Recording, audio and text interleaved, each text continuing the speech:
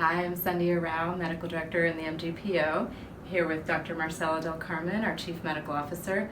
So Marcela, you are leading the Fred Frigoletto Committee on Restoring Joy of Practice. What's the latest?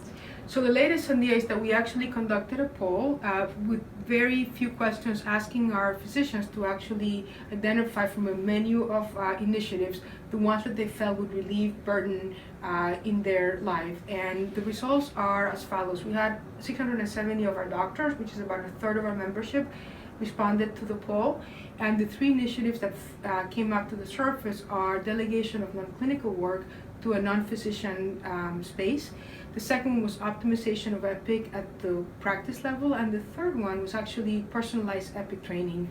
We looked at the data across the board based on gender, and I'm happy to report that equal numbers of men and women responded to the survey, also by age and also by space of where you practice, either outpatient or inpatient. And across all three of those spaces, the three measures or the three initiatives that I just highlighted actually came to the very top. So where we are right now is we actually have asked the chairs of our department to identify 2 faculty members from each department, and we're going to get together and ask them to help us identify the specific initiatives that we can then begin to roll out that will basically result in delegation of non-clinical work to a non-physician space. And then with regards to the EPIC training, we are going to make that part of our QI measure, and we're going to offer a broader menu of options around EPIC training, both for the individual and practices. So we're hoping to move forward now with some of the initiatives that have been identified by the committee.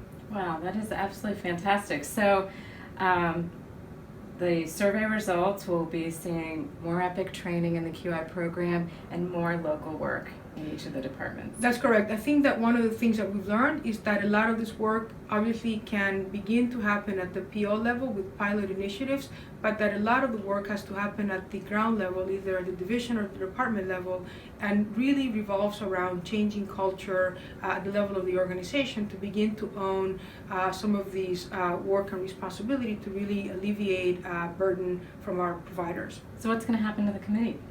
So that's a great question. I think that one of the other wonderful things that came out of the Frigoletto Committee was the recommendation to the PO Executive Committee that we actually create a committee that will be a permanent part of the PO around issues of governance. So the notion would be that we are going to have a committee of PO members who are going to be responsible for the vetting of any initiatives that have the potential of increasing burden, to weigh the impact of that versus the clinical utility or the overall benefit of those initiatives, and at the same time keep an eye on the current portfolio to make sure that as we adopt new initiatives that may have the impact of increasing burden, that other things come off of our plate. So I'm very happy to report that we are moving forward with trying to organize that work. It'll require changing the bylaws, but I think it is absolutely the right, it's a step in the right direction, because some of this, a lot of the work I think that has been identified by the Frigoletto Committee will not go away overnight, and I think some long-term solutions are actually also in order. Awesome. We're really lucky to have you spending so much time on this.